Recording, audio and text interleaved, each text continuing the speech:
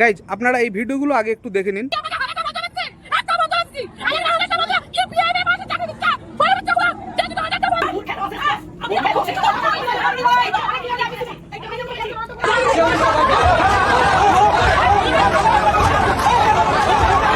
দেখলেন ভিডিওটিতে যেসব কাকিমা এবং দিদিদের দেখতে পাচ্ছেন ওনাদের অন্নপূর্ণা ভান্ডারের টাকাটা ঢোকেনি, সেই কারণে ওনারা বিডিও অফিসের সামনে, পঞ্চায়েতে, বিভিন্ন পৌরসভার অফিসে প্রতিবাদ করতে এসেছেন, প্রতিবাদ করছেন, বিভিন্ন অসভ্য ভাষায় গালাগালিও করছেন। আর ওনাদের রাগ হবে এটা কিন্তু স্বাভাবিক, কারণ ওনারা এতদিন ১,৫০০ টাকা করে প্রতি মাসে পেতেন, কিন্তু এখন বর্তমানে যে অন্নপূর্ণা ভান্ডার ফর্ম ফিল আপ হয়েছে সেখানে কিন্তু সব মহিলাকে টাকাটা দেওয়া হয়নি। আর সেই কারণেই কিন্তু ওনারা প্রতিবাদ করতে নেমেছেন এবং বিভিন্ন পঞ্চায়েত এবং পৌরসভার সামনে গিয়ে প্রতিবাদ করছেন। এমনকি ওনারা ডিম থেরাপিও চালিয়েছেন, সেই ভিডিওটা আপনারা দেখতে পেলেন। কিন্তু পশ্চিমবঙ্গ সরকারের তরফ থেকে বারবার করে বলা হচ্ছে যে এখনো 2 মাস সময় রয়েছে, 2 মাস ফর্ম ফিল আপ চলবে, আপনারা ফর্ম ফিল আপ করুন এবং ফর্ম ফিল আপ করে আপনাদের নির্দিষ্ট ভেরিফিকেশন করার পর কিন্তু আপনাদের বাকি যারা টাকা পাচ্ছেন না, যদি আপনারা ভারতীয় হন এবং যদি আপনাদের সবকিছু ফর্ম ফিল আপ ঠিক থাকে, তাহলে আপনারা কিন্তু টাকা পাবেন। এই নিশ্চয়তা সরকার কিন্তু দিচ্ছেন সবাইকে, কিন্তু তারপরে যাদের টাকা ঢোকেনি তারা অনিশ্চয়তার কারণে এই প্রতিবাদ করতে নেমেছেন। এই ভিডিওগুলি দেখার পর মূলত আমার মনে দুটি প্রশ্ন জেগেছে, এই দুটি বিষয় নিয়ে আপনাদের সামনে আজ আলোচনা করব। প্রথম বিষয়টা হচ্ছে যে এই সব মহিলারা যে প্রতিবাদ করছেন, আপনারা দেখছেন নিশ্চয় গণতন্ত্রের অধিকার আছে, ওনারা প্রতিবাদ করতে পারেন, ওনাদের ৩,০০০ টাকা ঢোকেনি, ওনারা রাস্তা নিয়ে প্রতিবাদ করছেন। কিন্তু আপনারা কয়েক মাস আগেই দেখেছেন নির্বাচনের ঠিক আগে এসআর প্রক্রিয়া কমপ্লিট হয়েছিল, তারপরে পশ্চিমবঙ্গের ৬০ লক্ষ মানুষকে বিচারাধীন করে দেওয়া হয়েছিল, যাদেরকে নির্বাচন কমিশনের তরফ থেকে বলা হয়েছিল যে তাদেরকে প্রুফ করতে, তাদের ডকুমেন্টস দেখাতে এবং দেখিয়ে সে ভারতের নাগরিক কিনা সেই জিনিসটা ভেরিফাই করতে বলা হয়েছিল। আর এরই প্রতিবাদে মানুষজন কিন্তু সেদিন রাস্তায় নেমেছিল।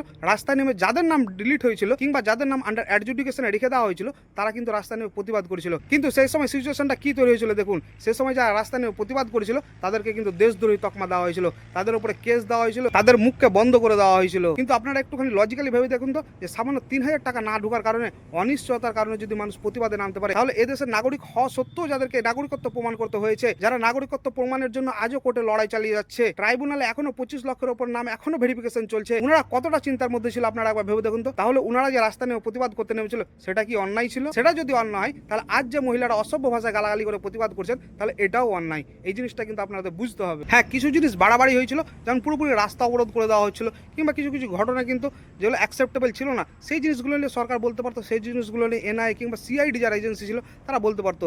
কিন্তু তা না করে সবাইকে কিন্তু সবারই মুখকে বন্ধ করে দেওয়া হয়েছিল। কিছু সংগঠন ছিল যারা এই প্রতিবাদীদেরকে দেশদ্রোহী বলে তকমাও দিয়েছিল। এবার আসি দ্বিতীয় বিষয়টা নিয়ে। দ্বিতীয় বিষয়টা হচ্ছে যে এখনো সোশ্যাল মিডিয়াতে দেখা যাচ্ছে যে সমস্ত মহিলারা কিন্তু টাকা পায়নি, তারা প্রতিবাদ করছে, তাদেরকে নিয়ে হাসাহাসি এবং খিল্লি করা হচ্ছে। মানে যাদের অ্যাকাউন্টে টাকাটা ঢুকেছে তারা কিন্তু খুব মজা করছে এবং আনন্দ করছে এবং হাসি খিল্লি উড়াচ্ছে। এই জিনিসটা কিন্তু ঠিক নয়, কারণ আপনার এই হাসি কতদিন টিকবে সেটার মধ্যে কিন্তু প্রশ্ন চিহ্ন রয়েছে। কিভাবে আপনাদেরকে বোঝাই, দেখুন কয়েকদিন আগে আপনারা দেখলেন যে পশ্চিমবঙ্গ সরকার বাজেট পেশ করেছে, আর সেই বাজেটে অন্নপূর্ণা ভান্ডার প্রকল্পে ৩৬,০০০ কোটি টাকা স্যাংশন করা হয়েছে। মানে টোটাল ৩৬,০০০ কোটি টাকা এবছর খরচ করা হবে অন্নপূর্ণা ভান্ডার প্রকল্পে। আর সরকার মহিলাদের কত টাকা করে দিচ্ছে? মাসে ৩,০০০ টাকা করে, মানে একজন মহিলা বছরে ৩৬,০০০ টাকা করে পাবেন। এবার ডেটা কি বলছে আপনারা দেখুন। ২ তারিখে মুখ্যমন্ত্রী শুভেন্দু অধিকারী মহাশয় প্রেস কনফারেন্স করে জানান অলরেডি ১,১০,০০,০০০ মহিলাদের অ্যাকাউন্টে টাকা ট্রান্সফার করা হয়ে গেছে এবং বাকি কিছু আরো অ্যাপ্লিকেশন রয়েছে যাদের অ্যাকাউন্টে টাকা কিন্তু সেদিনকের মধ্যে ঢুকিয়ে দেওয়া হবে। এবং বেশ কিছু রিপোর্ট বলছে যে পশ্চিমবঙ্গে টোটাল ১,৩০,০০,০০০ মহিলার অ্যাকাউন্টে কিন্তু ৩,০০০ টাকা করে মানে অন্নপূর্ণা ভান্ডারের টাকা দেওয়া হয়েছে। কিন্তু এই নাম্বারটা আমি কিন্তু কনফার্ম না, আর এখনো ২ মাস বাকি রয়েছে, আরো নতুন অ্যাপ্লিকেশন জমা হবে এবং আরো যেসব ভেরিফিকেশন বাকি রয়েছে সেগুলো ভেরিফিকেশন কমপ্লিট করে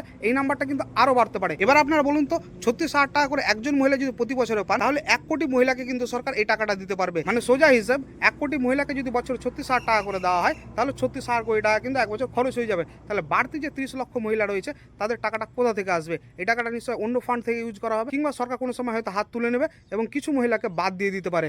এই জন্য বলছি যে আপনি যে হাসিটা হাসছেন, এই হাসিটা কিন্তু কালকে নাও থাকতে পারে। সেই জন্য কারো দুঃখে হাসাহাসি করবেন না। ওনারা প্রতিবাদ করছেন, প্রতিবাদ করুক, ওনারাকে সমর্থন করুন, কিন্তু তাদেরকে নিয়ে হাসাহাসি করেন না। এবং আপনি যে টাকাটা পেয়েছেন সেটা নিয়ে আনন্দ করুন, কিন্তু বাইরে গিয়ে বুঝতে দেন না যে আপনি টাকা পেয়েছেন বলে খুব আনন্দ আমার তোরা হয়ে গেছেন। কালকে আপনি সে টাকাটা নাও পেতে পারেন। মানে অঙ্কের হিসাবটা এটাই বলছে, বাকি ভবিষ্যতে দেখা যাবে কি হবে না হবে। ধন্যবাদ বন্ধুরা, ভালো থাকবেন, সুস্থ থাকবেন।